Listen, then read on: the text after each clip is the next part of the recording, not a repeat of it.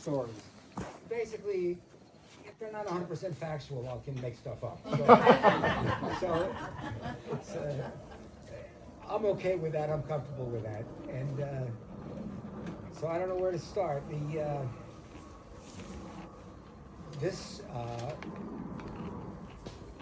Mostly the one-room school was really about one teacher, the only teacher for 46 years, Geraldine Landfair.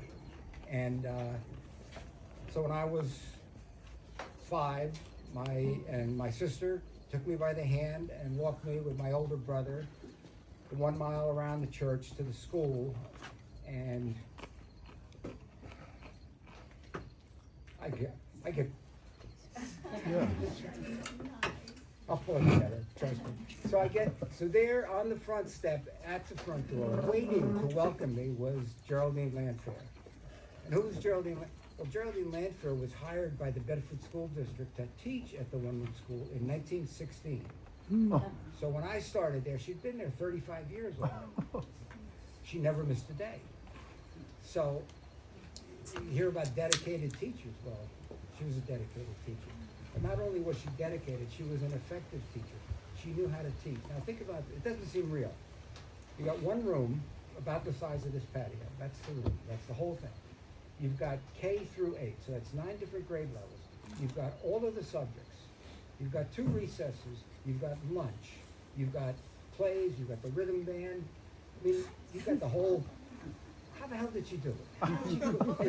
And then effectively teach all of these kids. It seems like chaos, but this woman was so incredibly organized, very exact, very proper, and she shaped a lot of young people's lives. And how many kids? well, it varied depending on enrollment, but on a low year would be maybe 16 or 17, and when it was bursting at the seams, you might have 24 or 25. I went through with the largest class. I had 3 other classmates that went all the way through with me, all boys, and they're not around. But so there was a time, Geraldine Landfair was courted by and married the Bedford letter carrier, Lawrence Landfair. Her maiden name was McCoy, so she was McCoy when she came here, Geraldine McCoy, and then she married Lawrence Landfair. And he built a home for her on Middle Patton Road at Rustling Lane, on the corner of Rustling Lane and Middle Patton, which is where she always lived. They never had children together. She walked to school and back every day. She did not drive. And on top of everything else that she did, she offered free tutoring on weekends to interested students. And I was just amazing. She was the school nurse. Of course, there was no school nurse. She never had an aide. Playground bruises and scrapes were treated with, I'll call it, the dreaded green soap. She would take you into the library. There was a tiny library in the front corner of the room. And she would get out the green soap. And it was brutal. That was her nursing. And then you were fine. She never came out into the schoolyard, but she supervised the activities in the yard at recess from the front door of the school. She also, as if she didn't have anything else to do, every student got piano lessons all the way through. Every student learned to read sheet music. I still may be able to play. She'll be coming around the mountain when she comes, but I'm not sure. But I mean, she just did it. She somehow, it was like a drill team. It's like everything was so coordinated. And she's dealing with kids who are between age 5 and 14, all in the same room. It sounds like pandemonium to me, but it wasn't. And then in thinking about this, because I wanted to kind of sharpen up for this talk, I remembered that we played, this just seems so old and so archaic and so weird. We played Red Rover in the front yard. You know it? Oh, thank God. Yes. You did too? Thank God. Oh, I'm not the only one. So anyway, you got all these kids, all these different wide ages and playing Red Rover. We also played Steal the Bacon. We played Fox and Geese. You know, Fox and Geese. Fox and Hound is one that I. Oh, okay, Fox and Geese. And unsupervised. There was never anyone out in the schoolyard. We just did it. The older kids kind of said, well, this is what we're doing today. And then we also played my favorite, punch ball, which was a variety of baseball, but with a tennis ball. And you hit it with a closed fist and run. And it was great. She also organized the field day. She organized Christmas plays every year, directed, chose and helped the kids rehearse. She was pretty amazing. And then I realized maybe 10 years ago that nobody knows anything about this teacher. And the Bedford School District should know that they once had a teacher who lasted 46 years without missing a day, well, she missed one day for measles, and was effective, and did it by, no aides, no nothing. She did it by herself. And so, and I also looked at the school lot, and it was in horrible shape. Maya's Gorge recently took care of an overgrowth of barberry, mostly on the field across the street from the school. I just went in there with my truck and a chain and started yanking out the barberry and drag them to the front of the property and tried to get the town to pick them up. That was not maybe the best way to do it, Rod, but I said, it's just so bad. So I did that, and then Piers McDonald got involved. John Paul came around. That's how I really got to know John Paul.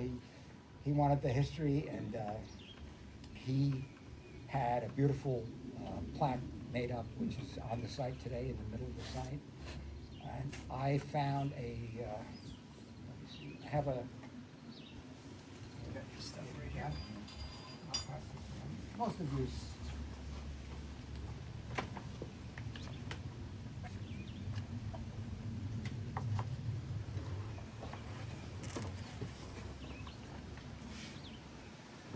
Pass these around. Oh, there you go. Take a look at that. This is past its usefulness. Okay. Those were the last pictures ever taken of the one-room school.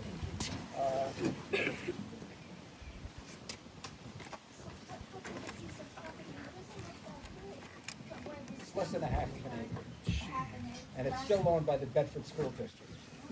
And the Bedford School District could do a nice thing and donate it to the gorge and just be done with it. They have no interest in that property, but it's not gonna happen. Yeah, you know why? I know why. Why? We met with the superintendent. Tell us why. Yeah. Why? You guys should have a referendum. The referendum. They don't want to go through a referendum. It's a shame. Well, anyway, I had the site declared a historic site or a landmark site for the town of North Castle. I got permission from the town to mark it. I got permission from the Bedford School District to mark it with a stone marker, a book-like stone that I found. I got the town to move the stones for me, and we had it engraved, and then John Paul had his plaque made up. And it's So- And a tree, and a tree. And as far as I know, it's not totally protected. There's nothing to say that the Bedford School District couldn't sell it, but it doesn't have any value. It's not a building site. I mean, what are you gonna do with it? It's just gonna sit there. So Piers McDonald and I maintain it. We have for years. He mows, I trim. No, I'm the only one. I'm the only one. I saw P.S. went to that street. Piers? No? No, he didn't. And French. Anne French went there early on. Usually the kids from wealthier families often went to private school after a point. So Anne was there maybe 2 or 3 years, and then she went, I think, to Rippewam. So, The Todds are still alive, and they went there. Yes, they did. Ted and Tim Todd, and they're about my age. They're probably in their 70s or 80s. I think the sister is still alive as well. Yes. So you keep in touch with them? Well, their nephew and son is my friend, and yes. Okay. That's Pam Manis. If you don't know Pam, she owns a few pieces of our neighborhood. Anyway, okay, I should outline. We're calling this a celebration of the peaceable kingdom. And I love that phrase to describe where we live. And the peaceable kingdom, as I define the boundaries, would be all of Mayanis River Road. Okay, anyone living on Mayanis River Road? You're in. Okay. All of St. Mary's Church Road. There's only Mitchell, really, and Bill and Wendy. All of St. Mary's Church Road. All of East Middle Patton Road. That would be from the Bedford line to the Connecticut line. All of East Middle Patton Road. And half of Hickory Kingdom. And that covers, I think, everyone here. There's a couple on the fringe. We'll get to you. Everyone here is within those boundaries. So if you were raising a family in those boundaries and you wanted to send your kids to public school, the one-room school was it. There was no choice. It was North Castle School District number 1. Hey, Tony, do you have the definitive word on where East Middle Patton Road starts versus Middle Patton Road? Yes. It starts when it crosses out of the town of Bedford and into the town of North Castle. There's a stone marker there, and the line actually goes through the center of that one home that has the great power. Right there, heading south, it's East Middle Patton. Yeah, these were, as soon as you cross that line. Tony? So does the schoolhouse, is it still, Gotta be more quaint than that. Tony, Yeah. when did the building get taken down? That would be, it's in the booklet somewhere. That's okay, I can look it up. Yeah. I think it would be, yeah. Okay, it got Down moved. at the historic site in North Castle. Okay. The Bedford School District decided that it was a liability. It had been left vacant after Right. Geraldine Landfair retired. Obviously, they couldn't find a replacement. thank you. Fox Lane had opened, so they didn't need the one-room school anymore. Did you see him? It sat there in disrepair Did you see him? for a number of years. And then when I saw the chairs that were used for the little folk when they got their first reading lessons, chairs that I had sat in the dumpster, I decided that should not be. Right. So I salvaged them. And I almost brought one today. But Did you get them all out of the dumpster? I did. Good. And I gave my siblings each a chair. Because we all went there. We all were there for 8 years. And I also salvaged Mrs. Landfair's piano stool, which was being thrown out. That's at the Historical Society in Armonk. And I don't know, maybe a few other things. One desk. They're throwing everything out. And then they were going to tear it down. And then thankfully, the North Castle Historical Society stepped up and for $1 bought the building. And then, I don't know, the pictures that I was sending around are, Yeah. They're right here. They're Okay. so great. those pictures are of the building once it had been cut in half and put on flatbeds. That's our daughter in the picture, He's who gonna- turns 52 this year. Wow. And Oh my gosh, they're great. they drove it to Armonk. And then they had volunteers put it back together, and it's, to this day, it's basically a museum, but it's still exactly as it was when I was a student there. And I don't know, it was a good time for me. It was a good time. Do you remember if she used some of the older students to help teach some of the She young? did, She yeah. did. She had to. I was gonna say Yeah, that. the older students would take roles to work with the younger students for whatever it is that they were studying. So it was amazing how coordinated she had it, and with all the different factors and variables. My brother Vin, I'll tell this story. So near the end of her teaching career, when Fox Lane High School was being built, the trustees of the school decided that Geraldine Landfair and her antiquated teaching methods, I didn't use that, it's not my word, I don't know if you even described it, but they decided they didn't think that she was up to speed as far as preparing the 7th and 8th graders for New York State Regents exams, okay? And that modern day education had kind of left her behind. And maybe they were right to a degree. But the Regents exam happened. The highest score in the district was my brother Vin. The second highest score in the district was Carl Bugley, his classmate. And everybody shut up. Never talked about it again. No, this woman's doing a good job. She knows what she's doing. Vin went on to be the first Fox Lane High School valedictorian and went through Columbia on full academic scholarship. Wow. That's right. What time That's did, right. did school begin each morning? Can't remember how early it started, but it always started with the Pledge of Allegiance. She was a patriot. She was very patriotic, and she wanted to support like during the wars, they were knitting blankets and stuff like that. So we'd start with the Pledge of Allegiance, and then we'd go right into a round of songs. She played piano, and all the kids sang. I mean, can you imagine kids, all those different ages, stand up and singing at the top of their lungs? But we did. And then the subject matters, I can remember my brother, last time I saw him, he shared that she would put fairly complex math problems up on the board. She just put them up there, and then during the day, if a student wanted to come up and try and solve it, they were free to do it. Well, my brother was always the first one. He became a civil engineer, and they were, it couldn't be, so anyway. I wish Judy and I raised our two kids here. It would have been nice if they could have had the same experience that I had, but it wasn't meant to be. It was just wonderful, and I'm the last one around that can share these stories and share these memories, and they're not as sharp as they once were.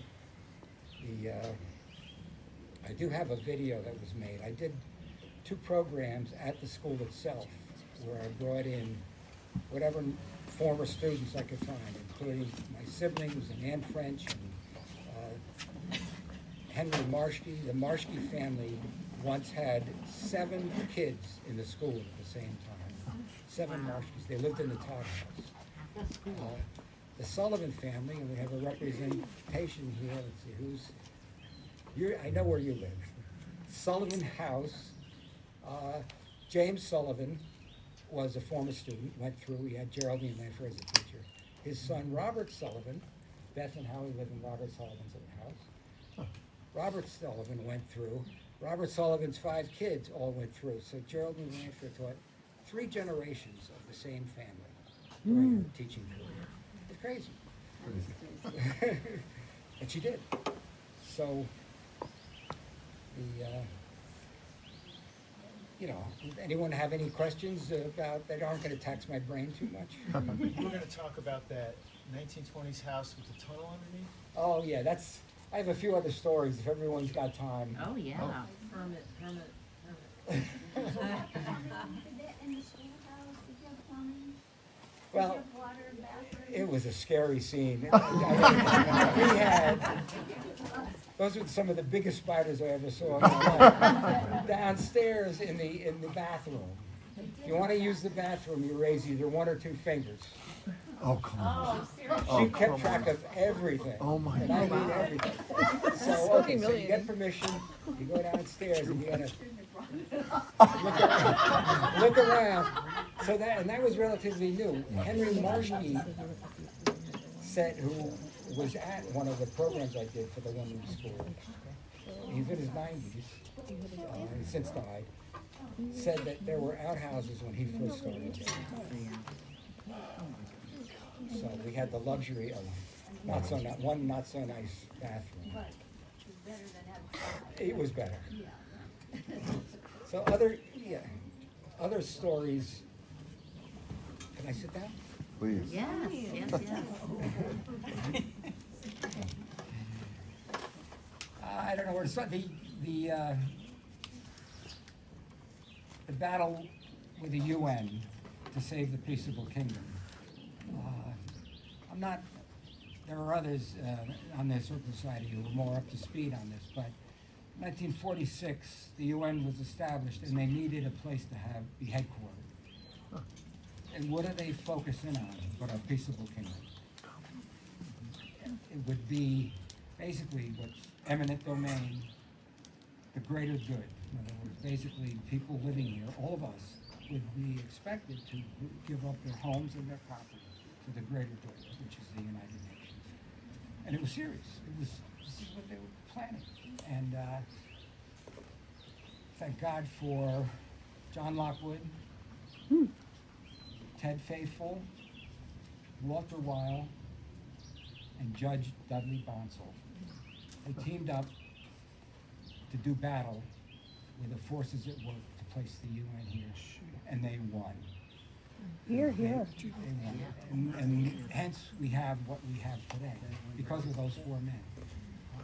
John Lockwood was a chief lawyer for the Rockefellers, and they pieced together a deal where land on the east side of Manhattan, owned by the Rock, ended up as the headquarters, and is to this day. That's good. That's how they gave up on our neighborhood. So those guys are heroes.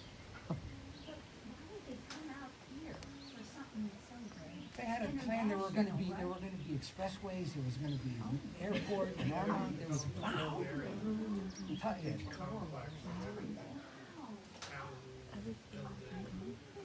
It was crazy, but it never happened. It wasn't a good plan It anyway. was an It's awful like you plan. didn't get. That wasn't the best thought. It's not a very, you can't get here like you can in New York, Yeah. like with international travel and everything. They were going to build roads to get here, whatever was needed. It was a big. I mean, Was it Robert Moses? I think that would be right. Well, it reached the same fate as this highway across Long Island Sound, and one of the stanchions was going to be on Fisher's Island. But obviously, it didn't. Marianne, I wanted just to hear more about the Peaceable Kingdom. okay, I'll tell you where that name came from.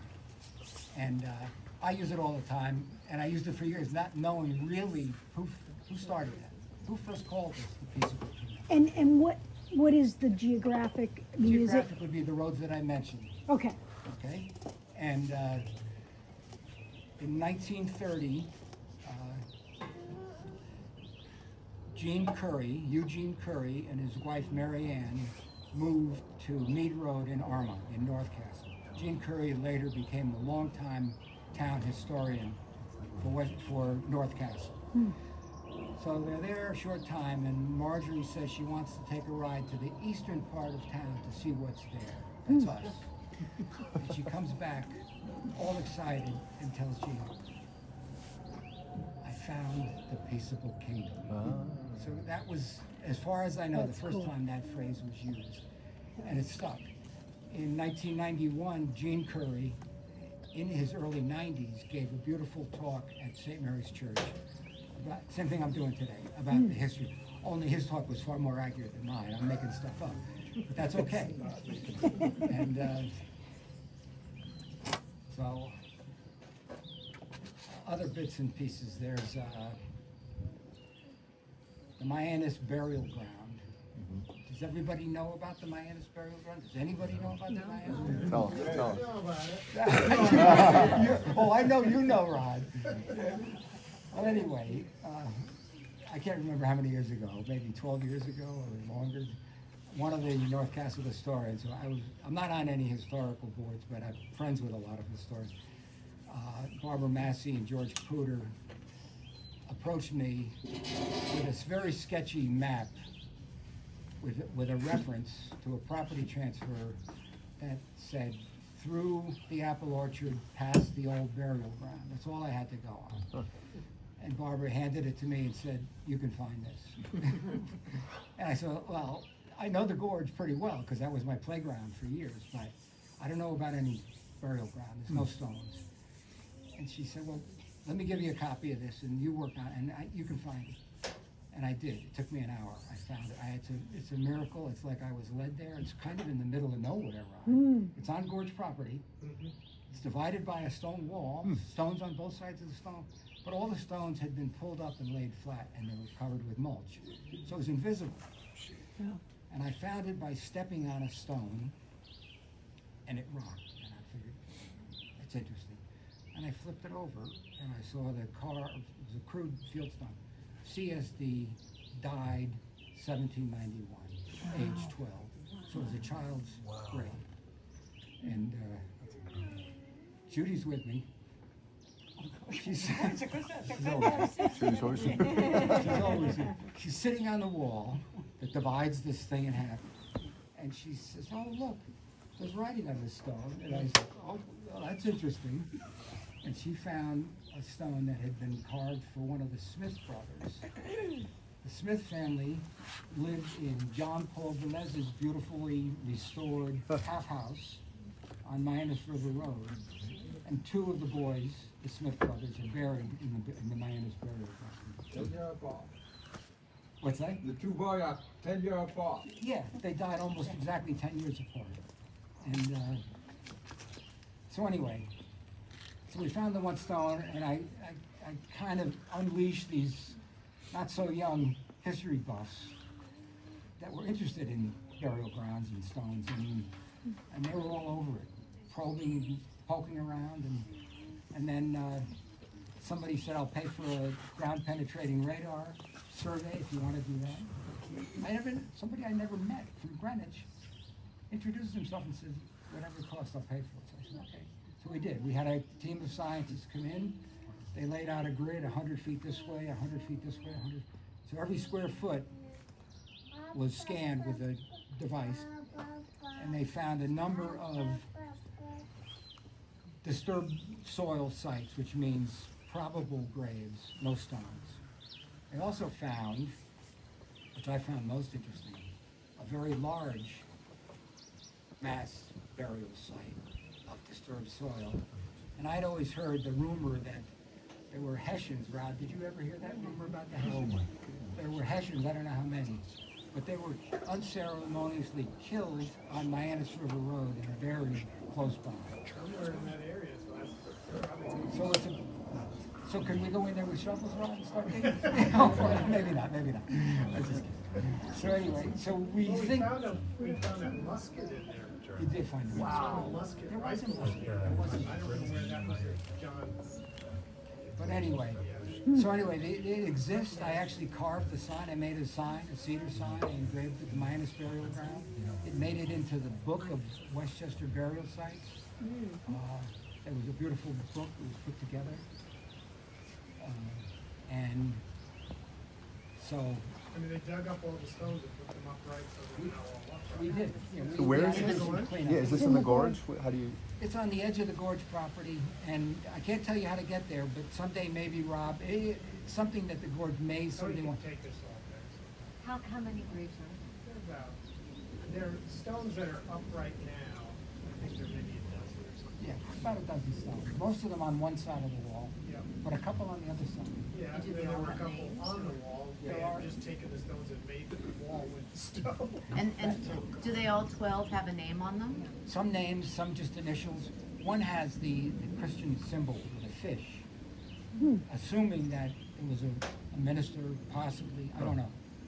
And But, and what were the dates that were on them? 17? late 1700s through into the 1800s. And it's all we have, you know. Did you ever find there is a grave, I've been told, opposite my little house on top of the hill, and according to Aunt French, until the 30s, an unknown man would come once a year with a red rose and climb up there. Now nobody knew, I know nothing about who is buried there, and it appears that nobody knows. I love that story, Morrison's real and great. Ann did share that with me. If you go house that was built across from your half house. Yeah. On the edge of that property, there's a little stone, very small, like a possibly small burial ground, which I've explored, and Anne said that she remembers 2 gravestones that were off in the woods across from her house. Yes. But You where don't are know. they now? And who were they for? And I like the story. They parked at the, what, they call it the Gleason House. It's the house on East Middle Patton Road. And would walk through the trail and over the hill to pay respects to whoever it was that was buried there. So, Which one's the Gleason house? the Gleason House is, what's her name? Abby's? Abby, yes, yes, Abby. The little house. The little house. And the neighbors are here. That would be your closest neighbor, right? That's Todd. Yes, Todd property. the Todd property. The town of North Castle is very bizarre. Across my little house, there is a beautiful wood cellar. I know. Yeah. And I decided to restore it. And after about 6 months of effort, I didn't go to first base, and they would let me restore it. And the only way they would let me restore it is if I bought 4 acres. And of course, the guy across the street would sell me 4 acres, but he didn't have 4 acres. They didn't know who they were dealing with down Paul, but So it's still there. They still. I know, And they're so foolish, they foolish, wouldn't let me foolish. do it. And even though the Historical Society was a great supporter of the idea, Sure. and most of these wood cellars fall because they were wooden roof. And across the street where there are beautiful ice and wood cellar, the only reason if you can go in, it's really remarkable because all the roof are flat, big, thick stone.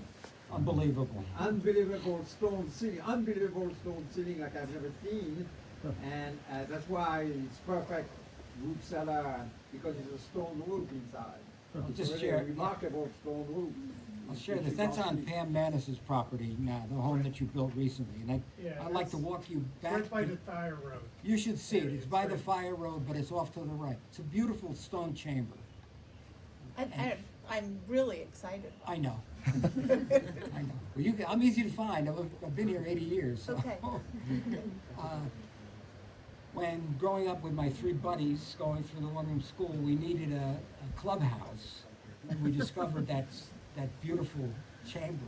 And we actually built a false door in the front and a secret way to get in. And we had our club meetings in that.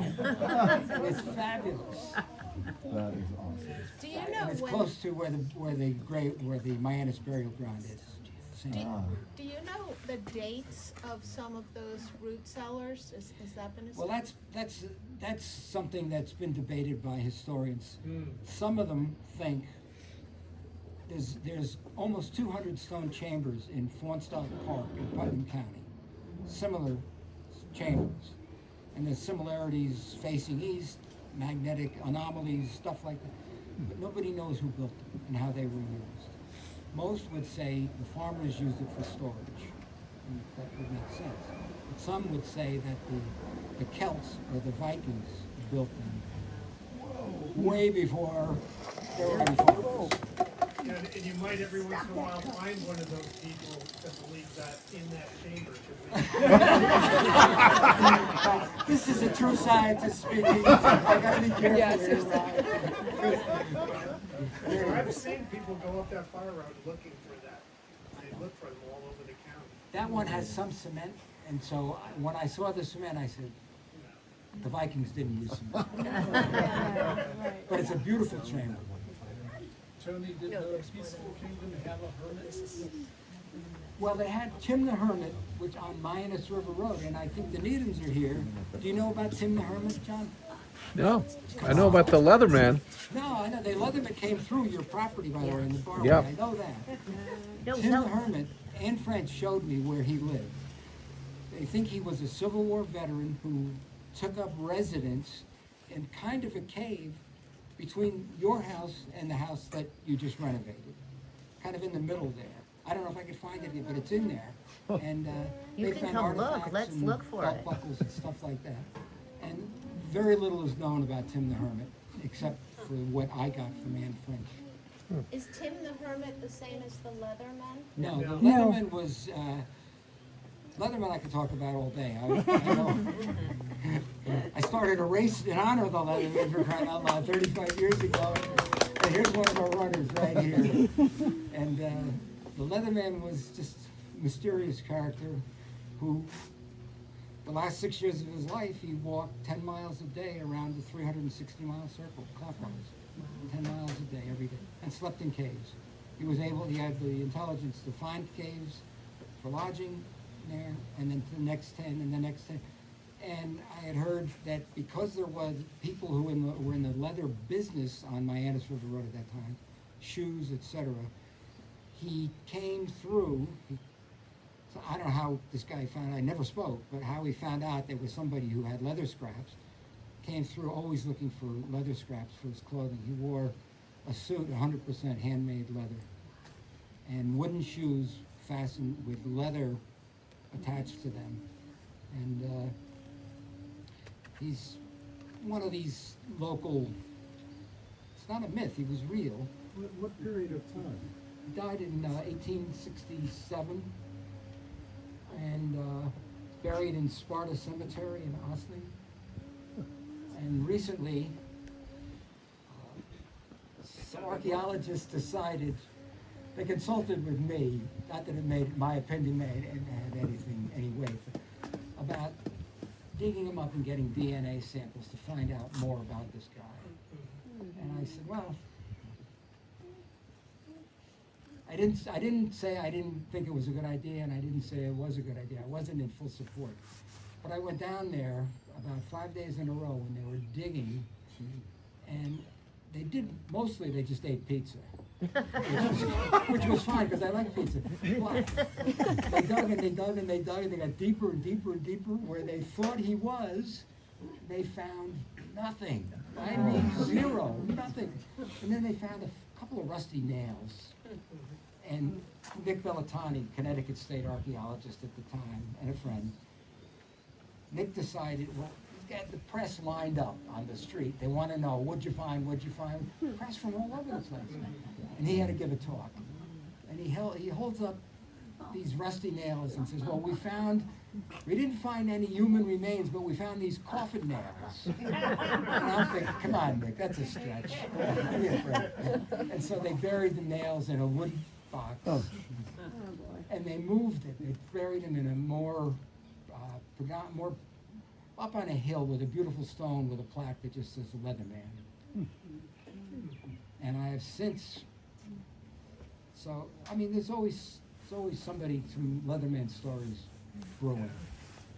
But I was fortunate to be good friends with Dan DeLuca, who wrote the definitive book about the Leatherman. Dan spent, after he retired from teaching, he spent the last 10 years of his life going to libraries and historical societies and researching, looking for newspaper articles about the Leatherman. Every time the Leatherman came through a town, it would stimulate a story in the local newspaper and with information. And he pieced it all together, and he was able to, from his research, he was able to say exactly where the Leatherman stayed for the last 6 years of his life, which cave, who fed him, and so on. I mean, it was extensive research. So anyway. There was a recent piece in the New York Times by someone who walked the Leatherman's route.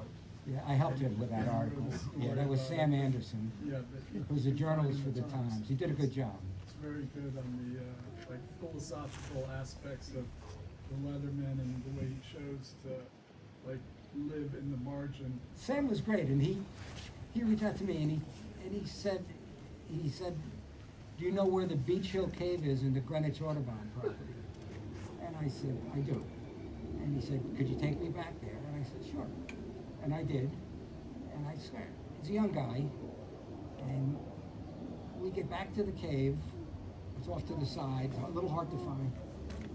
And he went into the cave, he sat down and went into like a zone, like a meditative zone. I said, Jesus. I said, this guy is really into it. And he did. It was a good, he did a good job. Tony, in that article, they also mentioned one of the caves behind the gas station, up on the hill behind the gas station. Not there, I've looked for that cave and I've, Hayes Road, have you seen it? no, there's a cave in Bedford Hills. There's a cave on Shelter Road in Mount Kisco on the former James Wood Oh, property. yes, right, yeah. There's a cave in Armonk, Herkimer's Cave in Armonk. I've been to all of them. There's a cave in the Pound Ridge Reservation. But he had backup caves if something didn't feel right, if somebody had messed with his cave, or if there's somebody who's hanging around, or kids, he would just go to a different cave that was close by. You don't know if you ever used the cave at Pound Ridge on our property at Pound, Twin Lakes? I'm not sure about There's a cave up there, it's a very substantial cave. which is Twin Lakes, the Twin Connecticut. Lakes, off of Twin Lakes Road, above the lake. I've never been to that property. But it's, there's a cave up in there that's pretty substantial. It's And I hard. know that had Native American use, used by Native Americans, but I just don't know, if it was they did an ecological. I don't know for sure, Rob. I know that I have a friend who wanted to. He's a Brit, and he's a teacher, and he was in a library, I think in Bristol, Connecticut, and he saw a picture of the Leatherman, and he got curious. He's also an endurance athlete, so he decided, once he knew that, he was going to set what they call the FKT. He was going to cover the 360 miles in the fastest known time. And he did. He went stopping at every cave. And survived. Now he's happily married to a teacher of the 2 kids, and he's given up endurance. Is there a track on Strava or anything like that? Probably could bring something up on Strava. You could certainly, there's lots of information about the Leatherman. Tony, when you started out, thanking Mitch and Rena, you said this was a gathering of people, and we needed to have gathering of people to know who we are and who our neighbors are and everything. And I know it's more recent history than the Leatherman, but since we have Rod here, could you and Rod say a few words about the beginning of the Lioness Gorge? Because there may be people here who aren't as familiar with it. Yeah, thanks, Bill. I was going to ask Rod, I mentioned to him earlier, that there's a lot of good stuff going on with the gorge, and has been for years. I mean, you've got over 1,000 acres preserved, and Rod's been at the helm for a long time. Oh, wow.